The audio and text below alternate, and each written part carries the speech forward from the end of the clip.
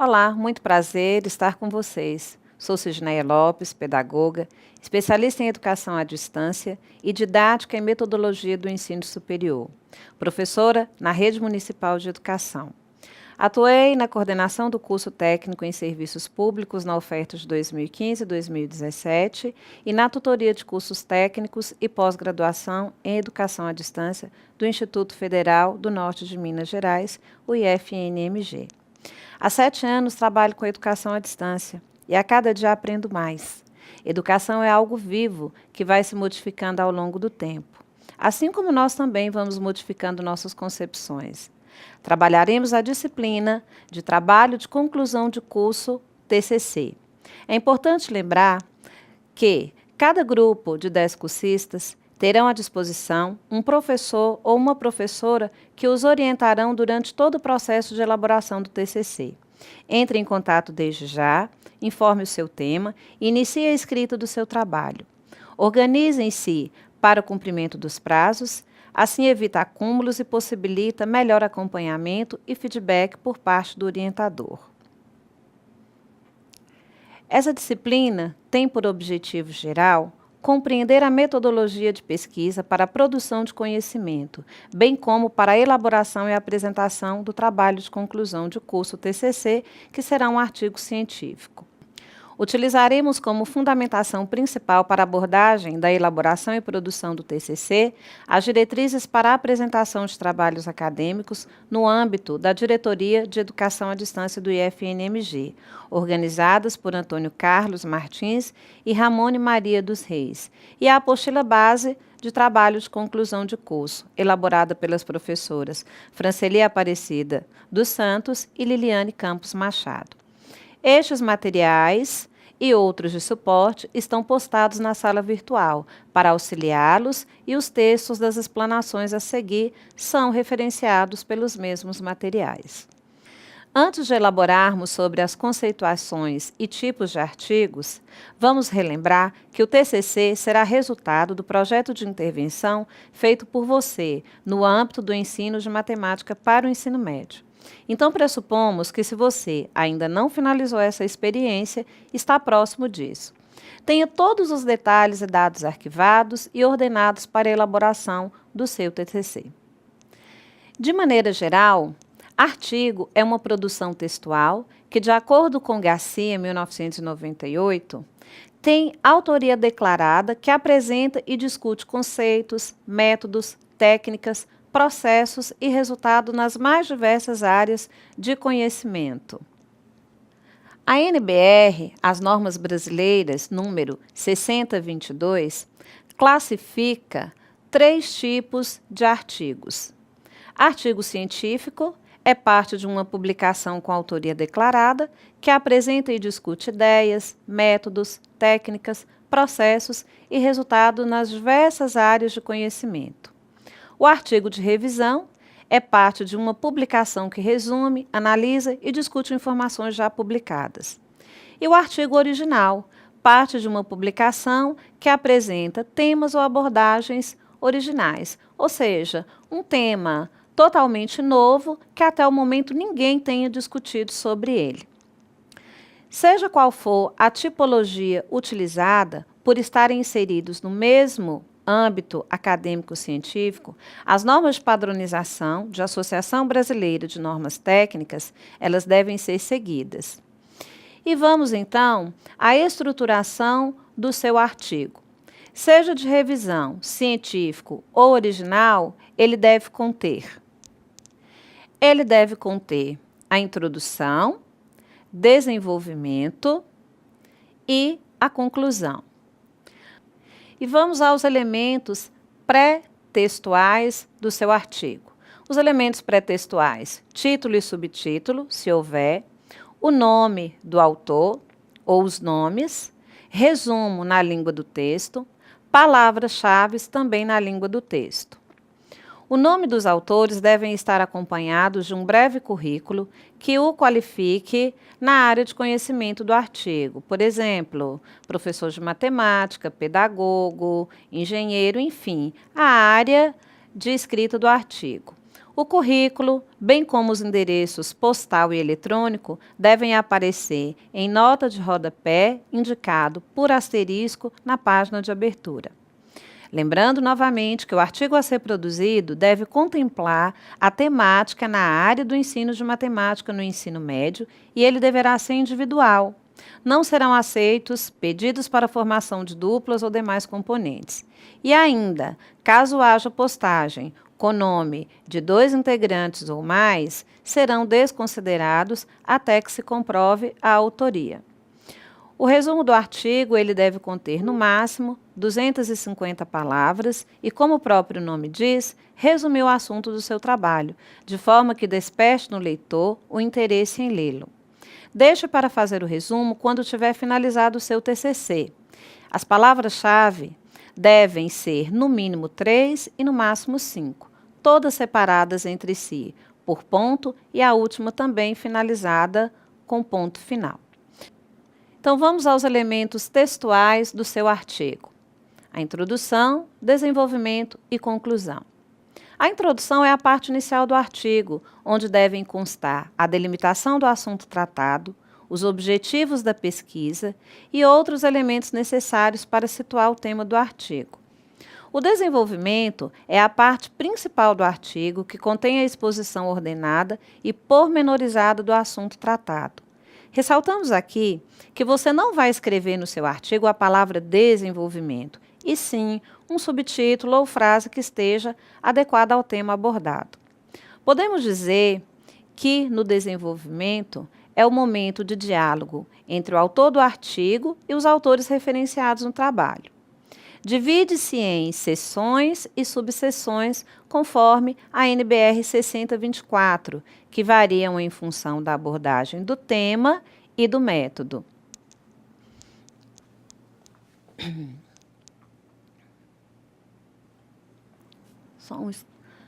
Okay. Aqui nós temos um exemplo de seções e subseções.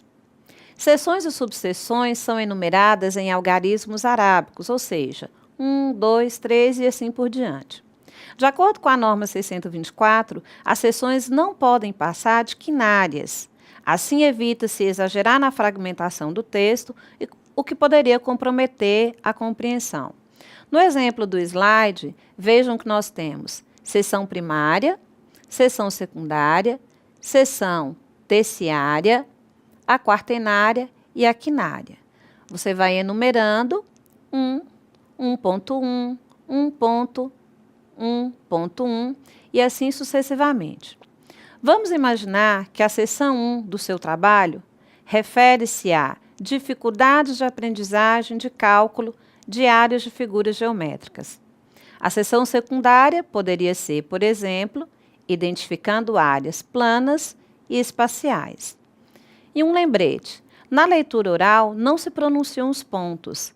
Leia-se 1, 2 e assim sucessivamente. As alíneas, elas também aparecem nos artigos e são subdivisões de uma seção. Também há normas para isso. No slide nós temos o exemplo de como fazer alíneas. No título da seção primária, é o título separado do número apenas por um espaço. Você não coloca ponto e o título em letras maiúsculas. No texto, ele tem que estar relacionado à seção primária. Assim como no exemplo que eu mencionei agora há pouco, o texto tem que estar em conexão entre o título da seção e a linha que você quer escrever. O título da seção secundária, ele é separado do número apenas por um espaço. E o texto também deverá estar relacionado a essa seção secundária. E se necessitar de mais seções, vale lembrar que não deve ultrapassar as seções quinárias. E finalizando, os elementos textuais, a conclusão, resumidamente, é a exposição do autor do trabalho sobre suas impressões, antes, durante e após a finalização do trabalho. Em outras palavras, é um desfecho breve, no qual deve demonstrar se os objetivos da pesquisa foram alcançados, total ou parcialmente. Enfim, é um balanço dos resultados obtidos. Na sequência dos elementos que compõem o artigo, nós temos também os elementos pós-textuais, ou seja, aquilo que você vai fazer depois de ter escrito, de ter elaborado seu artigo. Todas as publicações utilizadas no decorrer do texto, elas deverão estar listadas de acordo com as normas para elaboração de referências, que é a NBR 6023, e os elementos pós-textuais são eles: o título e o subtítulo em língua estrangeira, o resumo em língua estrangeira, as notas explicativas, única e consecutiva em algarismos arábicos para cada artigo, e as referências, que são os autores utilizados, os livros que você utilizou, sites e outras fontes documentais. Deverão ser alinhadas à esquerda e em ordem alfabética. O glossário ele é opcional e consiste em uma lista de palavras ou expressões técnicas que precisam ser definidas para o entendimento do texto.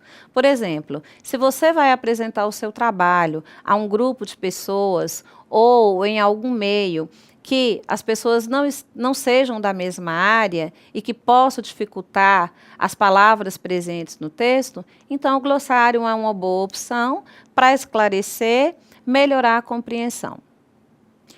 E os apêndices? Segundo a NBR 14724, de 2002, consiste em um texto ou documento elaborado pelo próprio autor, a fim de complementar sua argumentação sem prejuízo da unidade nuclear do trabalho. Os apêndices são identificados por letras maiúsculas e consecutivas, A, B, assim por diante, travessão e pelos respectivos títulos dos apêndices. Os anexos, eles vão aparecer no final do trabalho e também é opcional.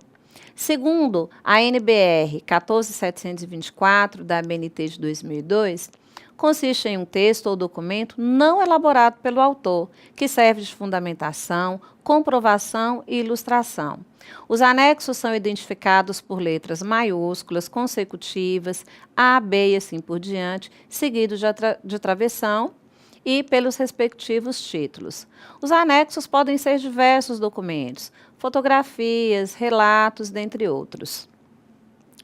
Quando você utilizar siglas no corpo do artigo, a primeira vez quando aparecer, a forma completa do nome precede a sigla colocada entre parênteses.